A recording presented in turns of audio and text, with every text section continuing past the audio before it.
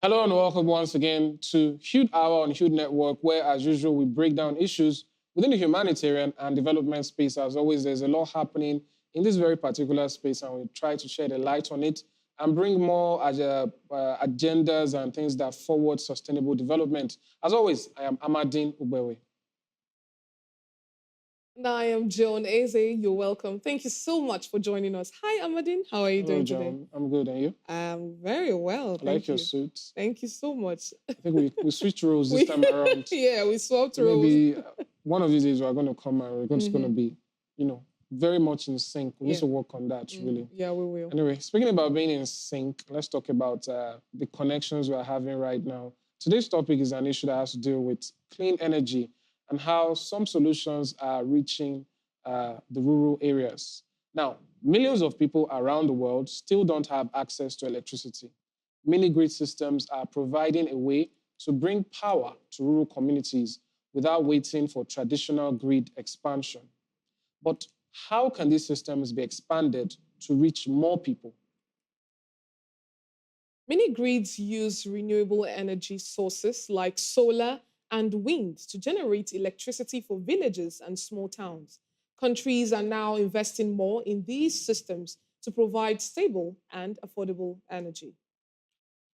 On Hude Hour today, we look at how mini-grid systems are changing lives, the role of partnerships in funding these projects, and what's needed to expand their reach. Now, here's some headlines and some of the latest developments. World Bank and AFDB's mission 300 to connect 300 million people by 2030. Another news, REAGF UNDP to deliver 23 power mini-grids to 70,000 Nigerians. Finally, Sierra Leone adopts resource-based financing mechanism for solar mini-grids. Well, after this, we'll delve further into these issues. We'll go on a break now. When we return, we'll delve more. Stay with us.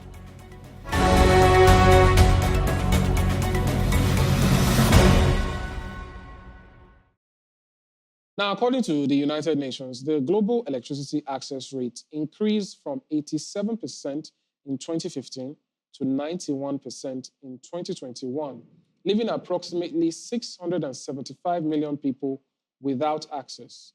The majority of these individuals reside in least developed countries and sub-Saharan Africa.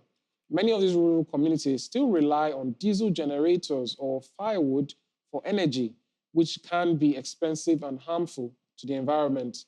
Mini-grids provide a cleaner and more affordable alternative. They can be set up in remote areas without waiting for the national grid to be extended. According to the United Nations Development Programme, UNDP, mini-grids are projected to be the most cost-effective solution to provide electricity to 265 million people across 21 African countries by 2030. Achieving this goal would require an estimated investment of $65 billion, primarily for the private sector. Now, according to the International Energy Agency, 600 million sub-Saharan Africans still lacked electricity and access to it in 2023. Now, the role of mini-grids in advancing rural electrification and sustainable development across West Africa and Africa cannot be overemphasized. And we'll delve more into this as the program continues, but we'll go on a break now. Don't go anywhere.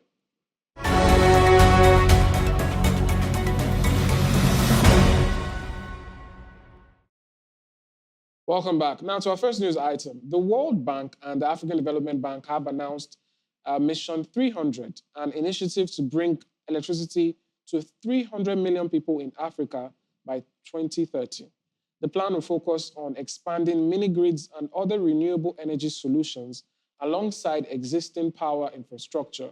According to World Bank Vice President Ricardo Politi, mini grids are among the fastest and most effective ways to provide power to rural communities. The initiative aims to attract at least $90 billion in investments, with the World Bank contributing $30 to $40 billion and AFDB adding $10 to $15 billion. Recent updates include the launch of the DARIS platform to scale up decentralized renewable energy access through private sector engagement. In Eastern and Southern Africa, the Accent program will provide energy access to 100 million people, while Nigeria's DARIS program will benefit 17.5 million Nigerians. A new solar initiative called Respite will boost grid-connected renewable energy in Chad, Liberia, Sierra Leone, and Togo. Governments and private investors will be encouraged to support the expansion of mini-grid systems, ensuring the communities gain access to reliable and affordable energy.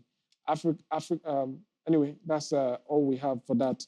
Now, I think on this issue, what we see is that there's a lot that is being put into Africa to ensure 300 million people, which is a lofty goal, and I think perhaps achievable with the collaborations we are seeing. The AFDB, the World Bank, these are people who have enough capacity in high extremes. And I think what's interesting about mini-grid so far for me is how, it's a solution that comes from where, for the rural areas where it's mostly targeted at, these are places where they are not likely to be the ones who cause most of the industrialization that has led to global warming. And so it makes sense for these investments to come from everywhere to say, you know what, we're trying to help you achieve perhaps what we have in a cleaner way. And I think that responsibility is something that is held by a lot of developed nations and these multinationals and companies and organizations to ensure that, yes, they got things done a certain way to achieve their own development, but it doesn't mean that everyone has to do that part. And if that's the case, they have to put their money where their mouth is and help these rural areas because it's going to help them develop without having to go perhaps with energy that's fossil fuels and all of that. So I think that's the general idea here. 300 million people, we'll see how it gets done. Yeah, and coming to the urban areas, I feel that the urban areas already have more access to electricity connections than the rural areas. So channeling this same energy to the rural areas, making sure that they are connected and it leads to economic growth and development among that particular area. And of course, it will attract investors to channel their resources to that particular environment so that they can actually bring out the best from these particular areas. So I see that as a good step. 300 million people is quite a lot, but with the collaboration you talked about, the AFDB and everybody coming together to make sure, the United Nations, I beg your pardon, coming together to make sure the that... AFDB, actually. Yeah, of course. Still coming together to make sure that, yes, let us invest, let us contribute, and make sure that they have clean energy, and not just the environment alone, but the human health is also safe. Indeed. Let's move to the next news item we have. The Rural Electrification Agency, REA, in partnership with Global Environment Facility, GEF, and the United Nations Development Programme, UNDP, has signed grant agreements to deploy 23 renewable energy mini-grids, providing electricity to 70,000 Nigerians.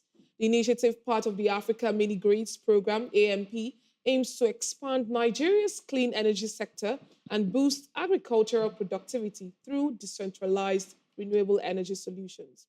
Funded by GEF and supported by UNDP, AMP is currently active in 21 countries with capacities ranging from 30 kilowatt peak to 200 kilowatt peak.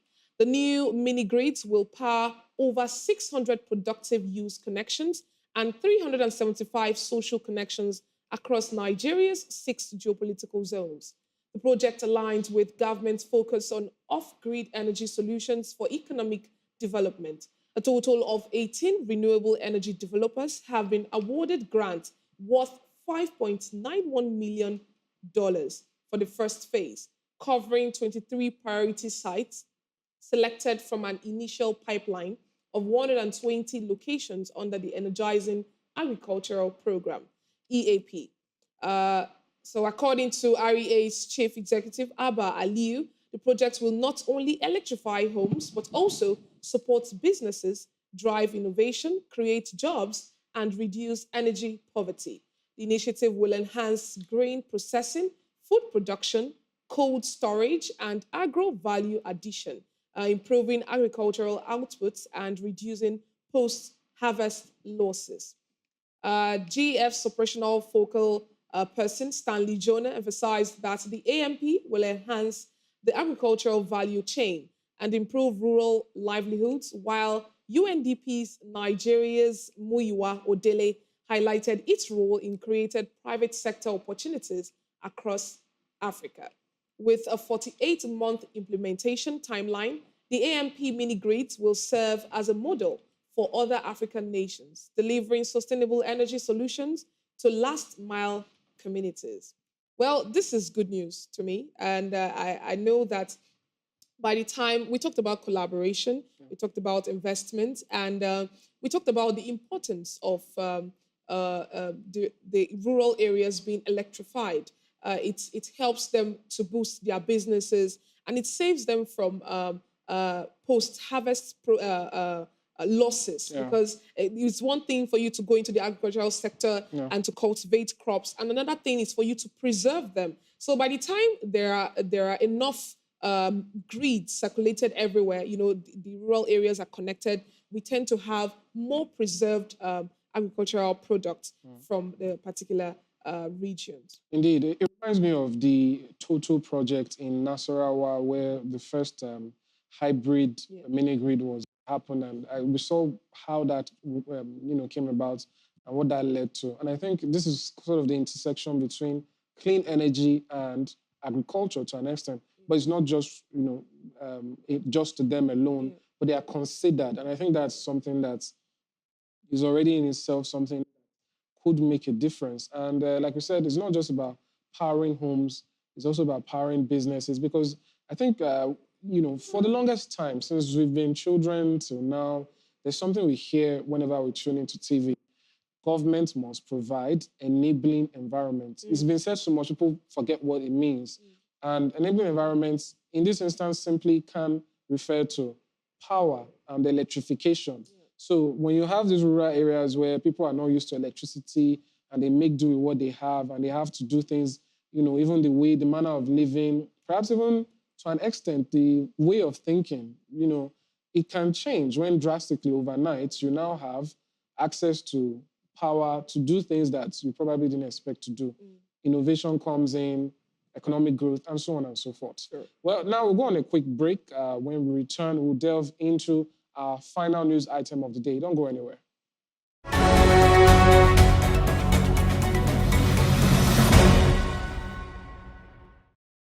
Welcome back. Now to a final news item. The government of Sierra Leone, with 20 million euros in funding from the European Union, is launching a results-based financing mechanism to roll out solar mini-grids aimed at electrifying 35,000 households. This initiative is a part of Sierra Leone's broader strategy to meet growing energy demand, particularly in rural communities, by maximizing renewable energy resources. The RBF model offers financial incentives to private mini-grid developers based on the number of connections made. Key partners in the initiative include the United Nations Office for Project Services and Sustainable Energy for All, while the initiative is part of the EUR, that is the 50 million euros Transformational Energy Access for Sierra Leone financing agreement with the EU. The program builds on previous successful mini-grid installations and aims to accelerate rural electrification across the country. The initiative will support Sierra Leone's goal of expanding access to clean energy with the potential to electrify 180,000 households through 703 mini-grid sites identified in the Ministry of Energy's National Online Database for Electrification. I think this is one of the most important parts for me. The back end, when we talk about the mechanics of it or the installations and all of that, that's one conversation. But when we talked about, getting this results-based financing and mechanism to ensure that these monies that we're taking or we're giving out, how is it being spent? What are the best ways to allocate these resources to get the best results? Because sometimes we see issues where we say funding is an issue, but when you get the funding, is it being used adequately? Is it being used in a way that the most people will benefit from it? So Sierra Leone's, what's happening with them is something that's interesting to see, and we want to see how it helps to, smoothen the process to ensure that when that money is being doled out, it leads to these mini grids having actual use. And then there's also the issue of maintenance, which is part of what this thing is meant to accommodate. Because one thing we know is that, take for instance, when we see some of these solar-powered, lights, after a while they tend to get forgotten. These things need constant maintenance so they can actually save you that, yes, because in the long run, renewable energy will save you more money than fossil fuels and all of that. So I think the mechanism is something we look forward to. We will also be monitoring their mechanism as they monitor the finances and all of that and implementation. Yeah, well done. It's just saying that other countries should also learn to adopt this particular method or strategies, because the earlier we come out from this particular climate change issue, the better for the country and the world at large. Yeah. So it's very important that, yes, Sierra Leone has taken this step. And just like you rightly pointed out, we'll follow them, we'll watch them as watchdogs to make sure that they are channeling these funds to the rightful places and not mismanaging the funds. Anyway, that's how we round off this segment of the program, our final news item. We'll go on a break, and when we return, we will be joined by our guest for today. He is an energy finance specialist and the CEO of CEESOLAR, talking about Chibueze Ekeh. He joins us just after the break. I promise you, you do not want to miss this. Don't go anywhere. We'll be back.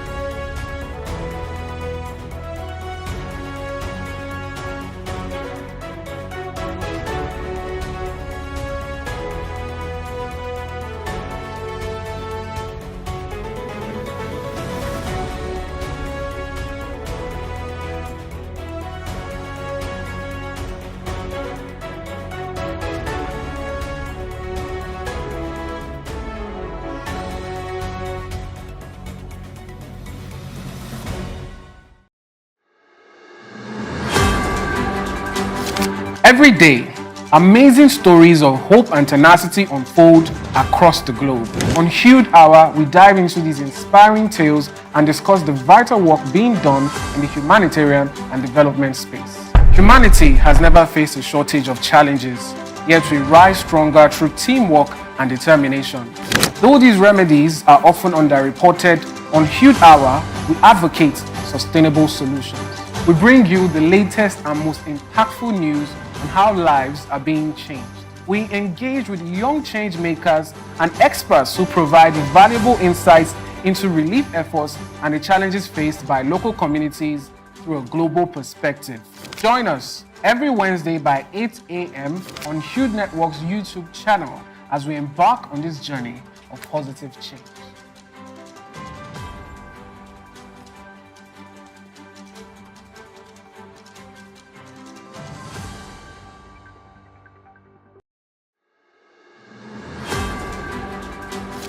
Every day, amazing stories of hope and tenacity unfold across the globe. On Hude Hour, we dive into these inspiring tales and discuss the vital work being done in the humanitarian and development space.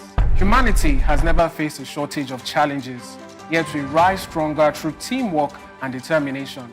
Though these remedies are often underreported, on Hude Hour, we advocate sustainable solutions. We bring you the latest and most impactful news on how lives are being changed. We engage with young change makers and experts who provide valuable insights into relief efforts and the challenges faced by local communities through a global perspective. Join us every Wednesday by 8 a.m. on Hude Network's YouTube channel as we embark on this journey of positive change.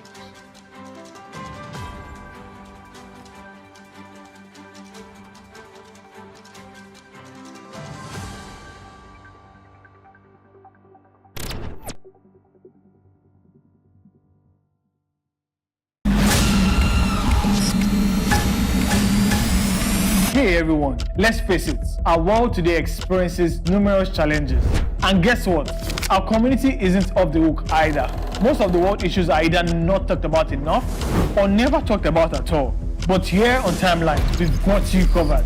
We dive deep into issues that affect us every day, leaving behind footprints of wisdom, knowledge, and solutions. Think of it like a roadmap that keeps you on the track for success. So buckle up, because in this new season of Timeline, we're taking another trip through the past, the present, and navigate into a more promising future. Again, we're talking solutions, people, and let's make one thing clear. This is not your average blah blah blah convo. This is real talk with a side of inspiration and a sprinkle of wow. I never thought about it like that. I'm your host on this impactful ride. Together, we'll tackle the tough stuff, laugh a little, and find ourselves on the path to positive change. So what are you waiting for? Season 2 of Timeline will be loaded. Let's get started.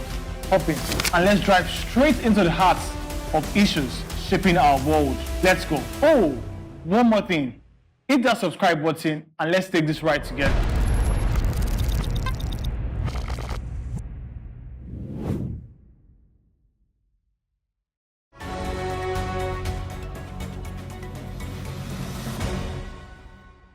All right, welcome back. If you're just joining us, we've been joined now by the CEO of CEESOLAR. He's also an energy finance specialist with years of experience in the energy chain sector and an expert in all ramifications, talking about Chibueze Ekeh. Welcome to the program. Thank you very much. Good to have you. Thank you. Thank Right. you very much. Anytime we're talking about clean energy, it's always a breath of fresh air because it feels like we're talking about renewables and things that, at the long run, better our earth, so to speak. So today we're talking about mini grids and rural electrification. What makes mini grids such a better or more viable option than traditional grid expansion where dual power supply just gets to different places? Why are mini grids a better option, so to speak, if they are? Okay, so mini grids, first of all, for those who don't understand what mini grids are basically distributed energy systems, basically small energy systems. They can be large sometimes, but imagine a situation where there's a community in Nigeria, and obviously there are a lot of people that actually don't have light in this country, but you go to a community of about 1,000, 2,000 people, and there has never been any electricity poured in that community. So what is the best way to electrify the community? You definitely want something that is cost effective, right? Because people in those rural communities are some of the poorest in the country. So most times, the reason why you don't have electrification from distribution companies going to those communities is because they are a bit far to reach and it's capital intensive. So mini grids are quicker to deploy. There are more modern technologies today that leverage clean energy technology, like you've mentioned, like solar, like biomass, sometimes even wind, but basically to be able to quickly electrify rural homes, rural businesses, and even public health and public education institutions in those communities. So mini grids are basically, you can imagine using solar panels, mostly mounted on the ground, inverters, batteries like we know, and then using those to supply power to those communities. And just that setup powers an entire community. Definitely does. You'll be surprised. The good thing in those communities is because they have never really had light before.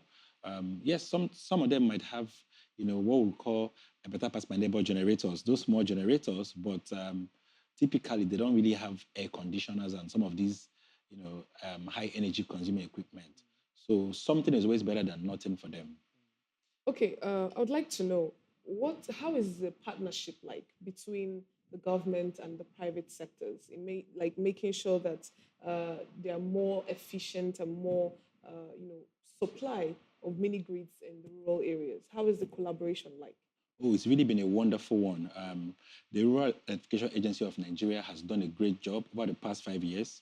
to catalyze funding from the World Bank and the African Development Bank. Now, what that has done is that, a lot of mini grids have been deployed in different parts of the country, whether it's in Bayelsa, whether it's in Ogun State, or whether it's even in the north, in Kano. And what has happened is that the government, in order to encourage private sector investment, they have incentivized investors by saying, you know what, raise your funding, whether it's equity, whether it's debt, go and deploy your mini grid. And when you deploy those mini grids, we can give you some sort of rebates, like grants, in order to incentivize you to be able to go back and do another one. So that way, you're able to actually scale up in deployment. So for some people that have done the first mini grid, they are looking to go back and do maybe 5. And with that, we can actually close the energy access gap here in Nigeria. Fair enough. But when we talk about this, when we're reading our news items, it's also referred to other countries, Sierra Leone and others that are trying to get into this. I mean, some of these grants or these monies being expended is usually for portions of Africa, if not Africa as a whole. So to move to the next question now, while trying to achieve this, what are some of the challenges that occur, that might hinder ensuring this widespread, acceptance or propagation of mini grids? Well, I would say awareness is a major one. And awareness, one thing that I know closes that gap is engagement. For us, for people to accept a mini grid, even in a rural community, the most important thing is community engagement. It's something that you have to do from the beginning before you even, put shovel on the ground. And even after you've completed a mini grid, you still continuously engage. So I think when you think around widespread acceptance, engagement is very key because it helps to create awareness. People can ask questions. People can get clarifications. Like people who don't think solar can power, heavy equipment, right, can understand that it can actually power, depends on how you design it and you structure it. So I think in terms of engagement, people need to be more aware. But also talking about the greater, African picture, like in Sierra Leone, Congo, Zambia, there's actually a lot going on in different countries. The World Bank, African Development Bank, Universal Energy Facility funded by the UN, and different other initiatives, right? But I know for sure that Nigeria has set the pace. So Nigeria has become the template for mini grid development because we have one of the finest regulations in terms of our mini grid regulation. And then we also have made the most impact, if you look at the African landscape, in terms of number of people that have been impacted by mini grids. So I definitely know that with the programs set out in Nigeria, a lot of other African countries are learning, and even I'm sure a lot of Nigerian mini grid developers will have a chance to go to other African countries to support them implementing mini grids as well. I think that raises a question for me. The issue of maintenance. Sometimes these things are done, they are started, commissioned, and there's all pump and fair, and everything looks great and nice. So my question is, from your own experience, what's that like? Or in the first place, what does it take? Because I think some persons might think it's renewable energy, right? It means once you put it, it renews itself. You don't need to do much. That might be a simplistic way of looking at it. So what goes into maintenance to ensure that if you do a project, a mini grid is put in a community, does it mean that community can have light perhaps in perpetuity, or is it something that requires very intensive care that, if not done, could basically take them back to square one? Okay, so talking of maintenance, when you think of your typical generator, right, there are a lot of moving parts per se. The noise, there's a lot of greasing that needs to be done to ensure that the parts are well maintained. But when you think of, let's say, for example, solar power solutions, right, there is barely much in terms of moving parts. Therefore, that reduces the need for maintenance. One thing that we're happy about is that in line with Sustainable Development Goals, especially SDG 7, which is access to clean and affordable energy for all, it ensures that when you're developing mini grids, when you go to a community, you don't just go to the village head or the village chief. You go to a committee of people. The youth leader has to be involved. The woman leader is always very critical, right? Because she has a way of, getting the women to follow and understand. And when you talk about maintenance, when you're going to a community, you would actually involve the local people. You'll be able to employ them. So when you talk about their community buy-in, where you have committee of village head, woman leader, youth leader, even the oldest person in the community in that committee, what then happens is when you talk about maintenance, they are the ones to recommend people that will come and work with you to maintain the mini grid. People that they trust. When you talk about billing, because you also have to be able to collect money to maintain the system, there is a sustainable approach to both operating the system and maintaining the system. So I know that in terms of sustainable development, mini grids have a way of helping rural communities see the need, to come into the modern day and be part of the productive sector as well. Sorry to cut in, John, but you mentioned something that might be of interest to people. You talked about billing. Yes. Are you speaking about the people themselves, funding their maintenance? So it's not even a donation, right? Because when you are powering your office or your home, you're not donating to anybody. You're supposed to pay a fair price for fair value. And fair value here is, if you get quality supply, right? It's something that obviously has cost people that have put it some money. Yeah. They might have gone to banks to borrow money. They might have, raised money in other ways. But so it's not really a donation. It's a tariff that typically is cost reflective. So the reason why mini grids are growing in the country is because when you deploy a mini grid, you're able to charge a tariff that reflects your cost. And as we know around the world, electricity is not free. Power is not free anywhere in the world. So for it to be sustainable, a good incentive or a good signal for investors is that at least if they make the investment, they can recover their money. And I think that's one of the major things that is ensuring maintenance as well. Okay.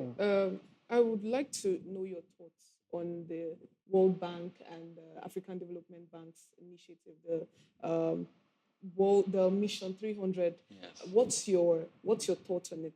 It's a wonderful one. It's a very wonderful one. We're in 2025, right? And people are talking about artificial intelligence, machine learning, a lot of wonderful stuff, IoT.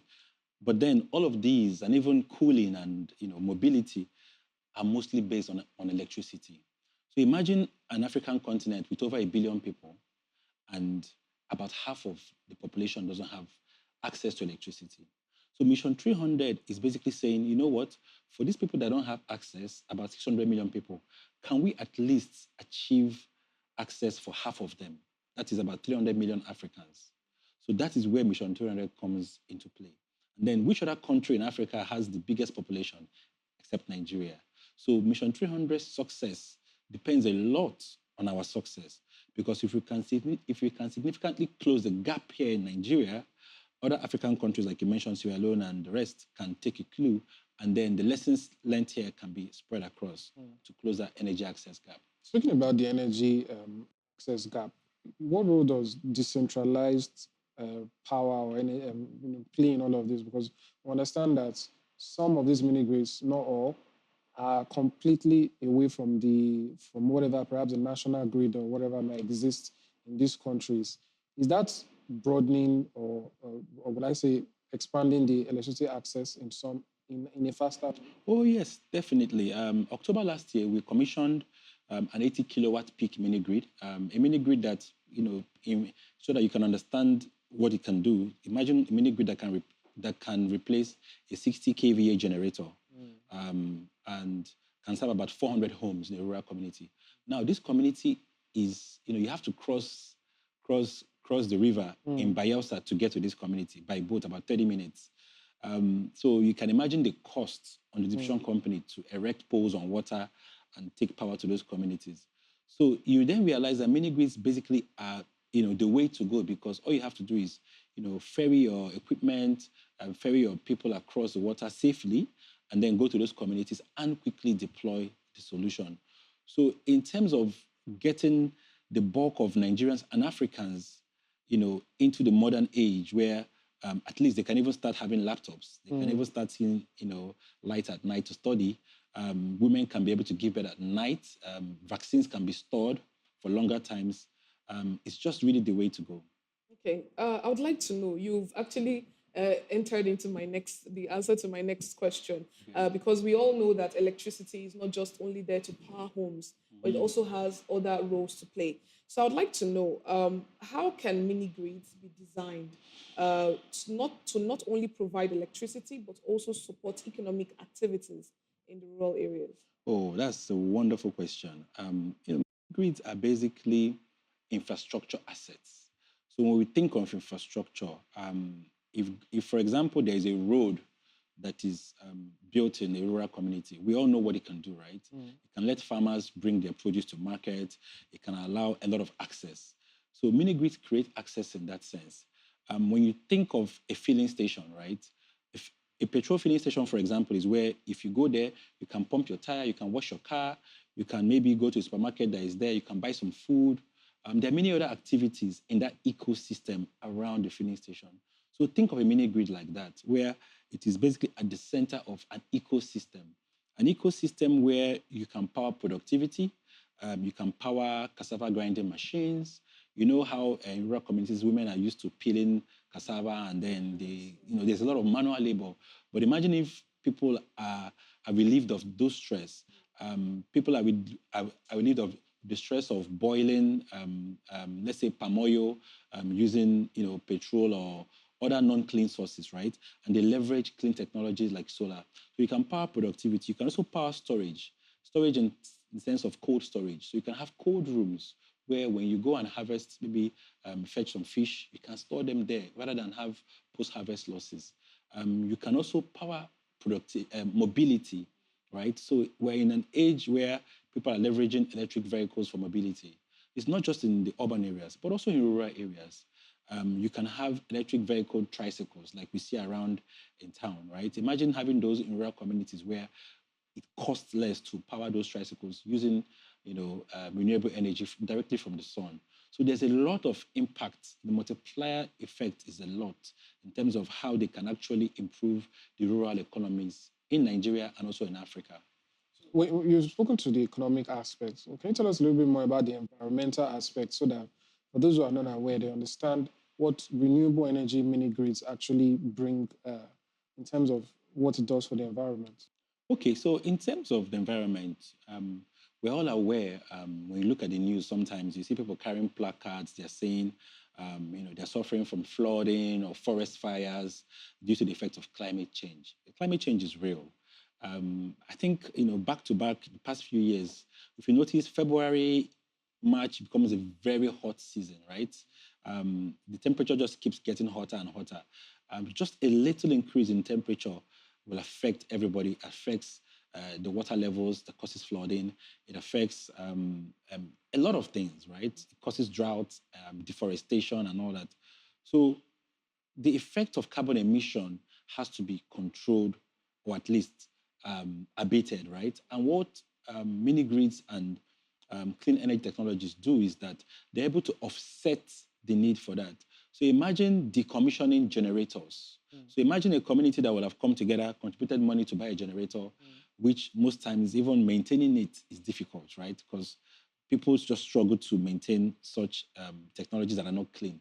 But having a technology that is, requires less maintenance and then doesn't really emit carbon into the atmosphere. So we're able to balance our impact on the environment. So beyond the economic impact, there's also the environmental impact. But another impact that we most times ignore is the social impact, right? Because communities are a collection of people, right? So when people can come together, because at night, they can see each other, right? It kind of helps with the social side, and a whole lot more. So the benefits are definitely immense. Okay, you talked about tariffs, as that when how people can actually, the community members can actually, pay for a value that they get. Now, the question now is, how can these mini grids be accessible for low-income communities? How can they see it and have access to it based on money-wise? So, money-wise, the good thing is that the grants that are available help to subsidize the costs. So, instead of trying to recover, the full cost of investment, right, which will be very high, the grants ensure that to a large extent, the bulk of the investment is already recovered through the grant. So that reduces the impact on the consumers in terms of what they pay for power, the tariff.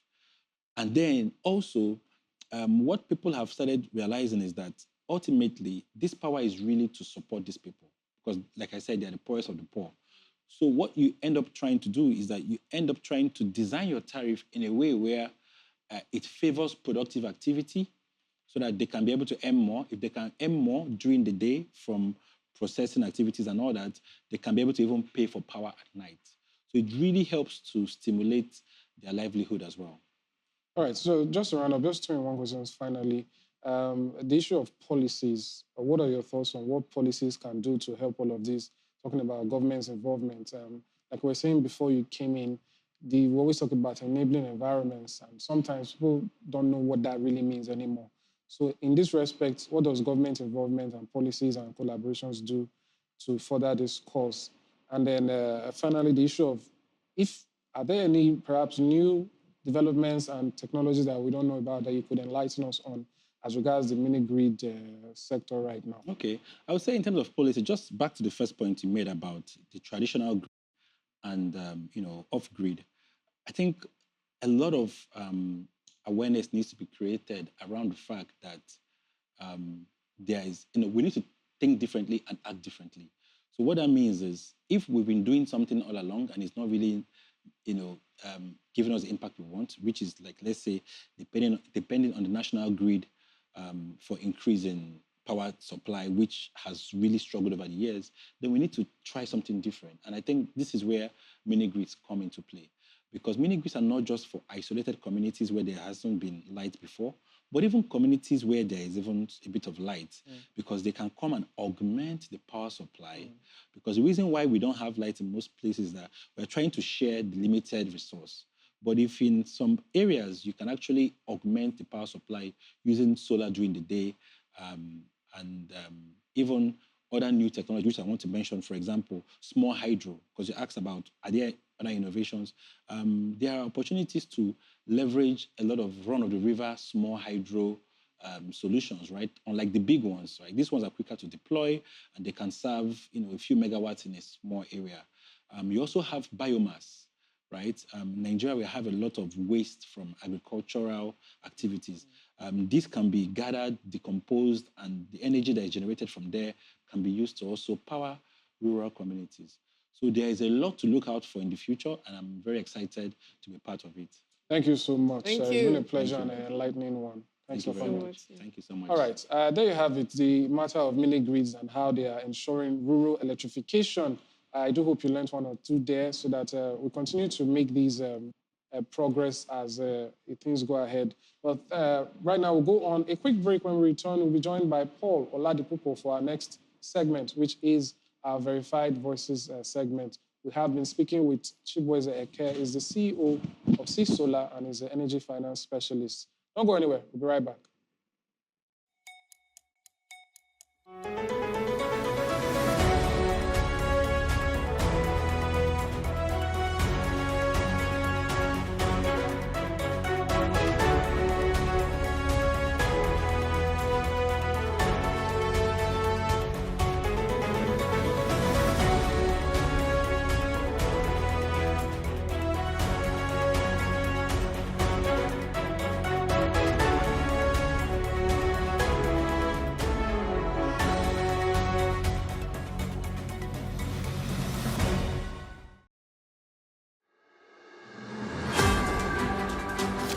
Every day, amazing stories of hope and tenacity unfold across the globe. On Hude Hour, we dive into these inspiring tales and discuss the vital work being done in the humanitarian and development space. Humanity has never faced a shortage of challenges, yet we rise stronger through teamwork and determination. Though these remedies are often underreported, on Hude Hour, we advocate sustainable solutions. We bring you the latest and most impactful news on how lives are being changed. We engage with young change makers and experts who provide valuable insights into relief efforts and the challenges faced by local communities through a global perspective. Join us every Wednesday by 8 a.m. on Hude Network's YouTube channel as we embark on this journey of positive change.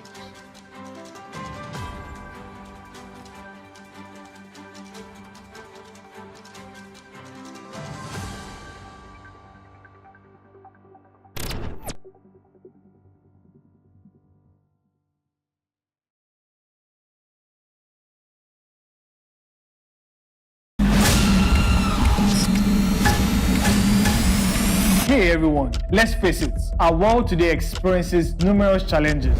And guess what? Our community isn't off the hook either. Most of the world issues are either not talked about enough or never talked about at all. But here on Timeline, we've got you covered. We dive deep into issues that affect us every day, leaving behind footprints of wisdom, knowledge, and solutions. Think of it like a roadmap that keeps you on the track for success. So buckle up, because in this new season of Timeline, we're taking another trip through the past, the present, and navigate into a more promising future. Again, we're talking solutions, people. And let's make one thing clear. This is not your average blah, blah, blah convo. This is real talk with a side of inspiration and a sprinkle of wow. I never thought about it like that. I'm your host on this impactful ride. Together, we'll tackle the tough stuff, laugh a little, and find ourselves on the path to positive change. So what are you waiting for? Season 2 of Timeline will be loaded. Let's get started. Hop in, and let's drive straight into the heart of issues shaping our world. Let's go. Oh, one more thing. Hit that subscribe button and let's take this ride together.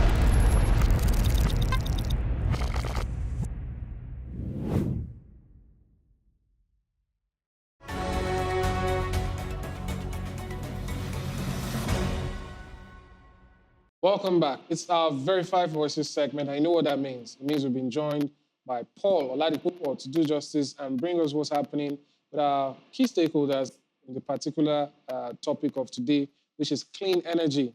Hello, Paul. How are you doing? Hi, Amadine. How's your day going? Fine. It's good to have you once again. I think Joan missed the memo, She did. and now she's off theme. But thank God we're able to blend the two of us. But Joan, try to do better, please. Okay, I'll try to catch up the memo on time. Thank you. I'll catch up on the corporates. Sorry? I'll catch up on the corporates. Well, we can work on that, actually. Very But regardless, we are good because we are matching, Good. Exactly. Let's move on to Verified Voices and see what our stakeholders in this sector are saying. I mean, clean energy is one that is very important for us all. We're talking about trying to move from the use of fossil fuels and all of that, and now to use clean energy so that we have safer environments and things like that. This is from the global goals. It says these are just some myths that they are, they are unraveling it. The first tweet here says we are busting some clean energy myths. The first one says nuclear isn't safe, and the fact really is that it is one of the safest. Fossil fuels kills millions yearly, but nuclear is clean, is green, and also has low emission. The next myth here is that clean energy is too expensive, but the real fact is that solar is 89% cheaper and wind is 70% cheaper than coal. And the final myth here that we're busting today is the fact that renewable energy uses too much resources. But the real fact is that nuclear needs just 0.01 of the Earth's land, and rooftop solars need just 0.02 to 0.06%, way less than fossil fuels. This is just telling us that it is important for us to start switching to renewable energy, things that are very sustainable in our environment. I mean, they're cheaper compared to using coal. They are not just cheaper, they also do not consume so much resources like our fossil fuel does. Amadi, I'll have your reactions now. Yeah, I'd like to add that some of this is usually in response or respect to the long term and how you won't be penny wise, pound foolish. You actually have saved costs. So even though it might look like when people inquire about cost of installation, cost of this and that, it's saying, oh, wow, this is humongous. But sometimes we usually see these one-time payments, one-off payments that yields proceeds in the long run. Whereas on the reverse case, you have a steady payment that is going to continue perhaps as long as possible. So it's interesting to break down these myths and bring the facts so people understand that a just transition from the current sources of energies to renewables and clean energies is still the most viable way to go, even in the long run, economically, ecologically, and otherwise. I mean, we're talking about saving our environment, trying to save money, ensure that our environment is more safer to breathe the air. I mean, with fossil fuels, we're releasing in lots of emissions into our environment, but with renewable energy, there's little or less that we're releasing into our environment. I mean, it is clean, it's green, and also has very low emissions compared to what we are using currently. The next tweet for the day, it says, this also is listed on the global goals. Is share this with someone who lights up your world. In a world that needs more light and also hope, clean energy shows us how bright our future can be when we work together, because just like happiness, clean energy is meant to be shared. Are you a sustainable energy source? Because you light up my world, I think we should take that again.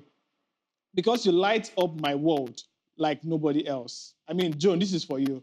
You light up my world like nobody else. I don't know. Thank you so much, Paul. It's looking as if those days where our mothers or our fathers actually wooed our mothers to marry them. And imagine using this kind of lines for women right now. It's called you Weeze light Up, up my world. It's very important. Imagine having a partner that is renewable energy inclined. Clean energy courtship. Exactly. Clean energy courtship. And it will really go a long way. At least the environment will be clean, our health will be safe for us to procreate. So I think I stand with that. I will look forward to having a sustainable, a reliable source, kind of renewable partner, so that he can light up my world. Thank Exactly. you so much, It's Paul. the one that will light up the world and also share this happiness that we're talking about. Clean energy is the one that brings this happiness to us all. Moving on now to the next tweet. This is from Antonio Gutierrez. It says, this year, renewable energy are projected to become the world's largest source of electricity generation. Meanwhile, their prices keep plummeting. This National Day of Clean Energy, let's commit to an era of clean energy with speed, justice, and collaboration. Investing in clean energy means fewer carbon emissions, less air pollution, improved health, thriving nature, more jobs, cheaper energy, and a livable planet. I mean, this is the goal, to ensure that our planet today is more livable. I mean, we have so much of carbon emissions in our environment, and we are trying to limit them to reduce what we have in our environment so that we have a more encompassing environment where where the environment is clean, is green, and also with low emissions. I mean, this was a tweet from the International Day of Clean Energy, sometimes in January, and this was what the Secretary General of the UN was saying in person of Antonio Gutierrez. Amadi, your thoughts? Yes, I think it's interesting that some of the things that comes out, facts and details, is that it just lets us know that maybe what's happening on a global scale is sort of some level of, procrastination, so to speak, because we clearly know what the benefits of are. Yes. But perhaps what it takes to get there, people say, I'll do it tomorrow, let's just, do what. And eventually, well, I guess the message now is that the time is now, and you don't want to be left behind. There's opportunity here for you to make the world better. No one else is coming to do what you should be doing. You should kickstart it as well as anyone else. I mean, aliens won't come down to Earth to save Earth, right? Indeed. But rather, we are the ones that are meant to ensure that our planet is livable enough for us all. That's a lovely one from you, Amadi. Let's take the last tweet. This is from a Twitter user in Rwanda. I will try not to pronounce the name. It says, empowering farms with sustainable solutions. So what this guy did is he has a goal to ensure that farmers have solar-powered pumping machine where they can get power supply and also pump water into their farm without the use of no carbon. I'm trying to ensure that there's water on their farm. And it's a wonderful one, I must say. The tweet reads that solar power water systems are transforming agriculture, ensuring reliable water supply while protecting the planet. A step towards greener and more resilient farming. I mean, this is a beautiful one. Hashtag sustainable farming and hashtag solar energy. It's a wonderful one for me because, I mean, this is more like saying that now we don't need our generators again in our farms, but rather all we just need is just to have something that's renewable, just like solar energy, and we'll be able to pump our water with ease. I think Africa at the moment has a very low amount of renewable energy at the moment. I think just around 3%, if I'm not mistaken. And that's actually a very low number. And just like we've said from the beginning of the program, right, that Africa at the moment has a large chunk of people without access to electricity. So I feel like if Africa at the moment can actually invest more in all of this renewable energy, now that they don't have the one that is the non-renewable energy, if they could invest more in the renewable energy, I think it would just be better for us all, and then we'll have a safer planet, just like, which is the main goal. Joan, your thoughts on this? Okay, it's very, very interesting, I must say. In fact, looking at the picture is so creative, Yes. and so enticing. I don't know. But anyways, having the solar, which makes the environment very clean, making it available for water supply in every other areas, in the rural areas and every other communities, making it very easier for people to have access to water. And, water is life, just like we always say. Yeah. It's very important in every sector, from the agricultural to the health sector, to everywhere that individual live their lives. So the presence of renewable energy and supplying all the needs, the basic needs of life, is very, very paramount. So I must say it's a very good one. Indeed. Fair enough. We've run out of time now. So thank you so much, Paul, for joining Paul. us once again. Goodbye, Paul. Yeah, thank you very much for having me. Bye. All right. So that's how we round off the program for today. We have been talking about clean energy, mini grids, and how they are making a difference across the globe, particularly in rural electrification. I do hope the conversation continues. Don't forget, Hude Hour comes to you every Wednesday, 8 a.m. on our Hude Network's YouTube channel. See you next time. I'm Amadine Obere. Bye for now. And I am Chibueze Ekeh. Thank you so much for joining us. Bye for now.